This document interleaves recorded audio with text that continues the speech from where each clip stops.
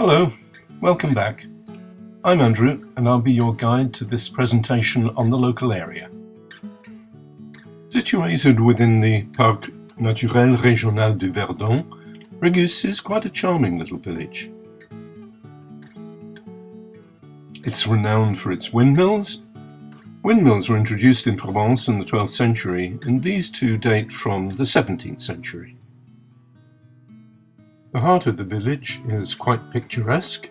It has bars, a couple of restaurants, a small grocer's shop, a post office, and a Super U supermarket which also sells petrol and diesel.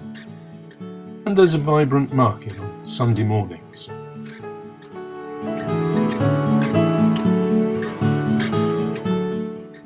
Just a couple of kilometres from the house, Boissac Bellevue lives up to its name. It enjoys fine views towards the town of Ops, and it has two good restaurants. 10 minutes from the house by car, the small town of Ops is the truffle centre for the region. It has a wide range of facilities. It's got some very pleasant shaded streets with bars and cafes. There's a bank with cash dispenser, a pharmacy, a garage, and several really good, well-priced restaurants. And there's an open-air market, which is held on Wednesday and Saturday mornings. You can buy anything here, from herbs and spices, to clothing, sausages, vegetables, and even a mattress. Villecreuse lies 23 kilometres, about 15 minutes away, from Régus on the road to Draguignan. This small medieval village has a fine square with cafes and restaurants, and the older part is an attractive and photogenic enclave. There are some cave dwellings which can also be visited on payment of a small fee.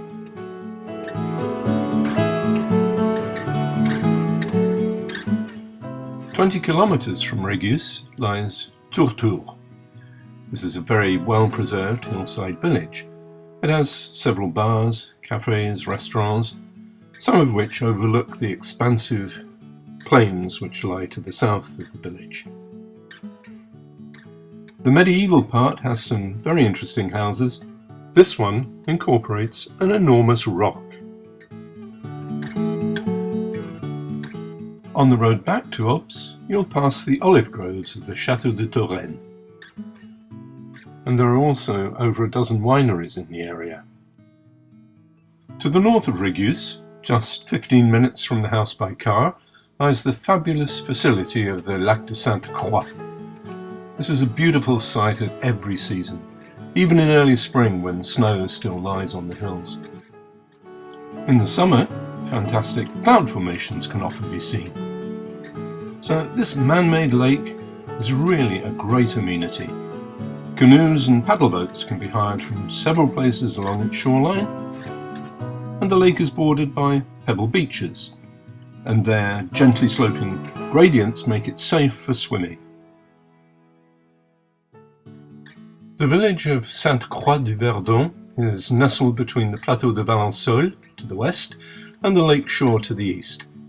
It perches on the hill slope. The village has restaurants and cafes with panoramic views over the lake.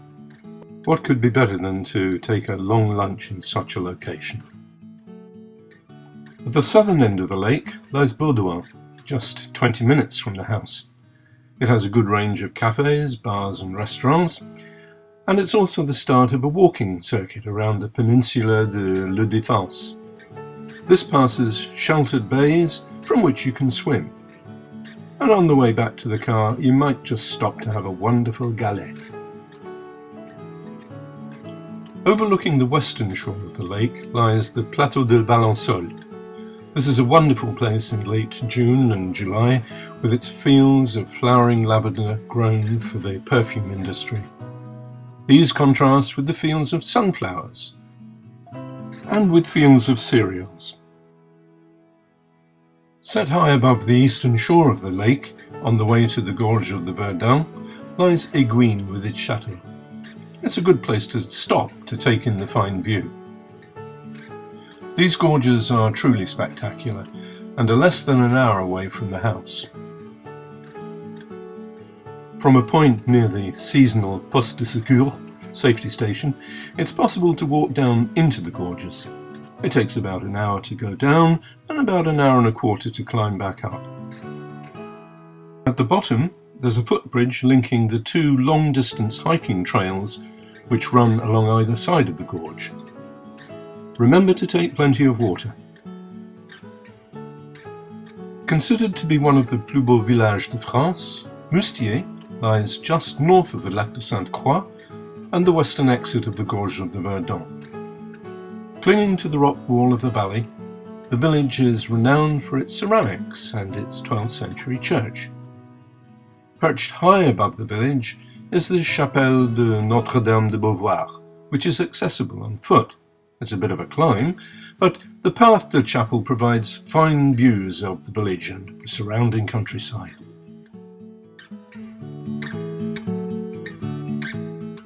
The lower gorges are also well worth visiting. Canoes, electric boats and paddle boats, pedalos, can be hired from several places south of Quinçon.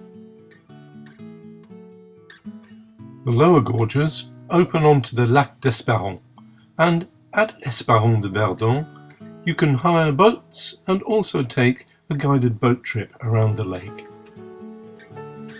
A little further to the west lies Griot-les-Bains, a Roman spa town dating from the 1st century AD. The sulphurous waters can still be taken at the Établissement Thermal. Heading south from Régus via Ops, 24 kilometers away lies Cotignac, one of our favourite towns. It's set dramatically beneath an 80-metre high wall of rock, and it's a delightful town. It comprises an old quarter with 16th and 17th century houses arrayed along narrow streets beneath the cliff. Its 18th century addition has a tree-lined main street with shops, cafes and restaurants, and it's here that the market is held.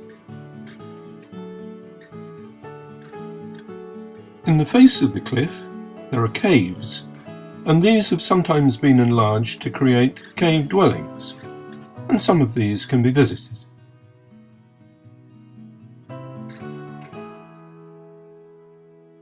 South of Cotignac, about 8 kilometers east of Carcès, lies the Abbey of Le Tournai, the first Cistercian abbey in Provence, and definitely worth visiting.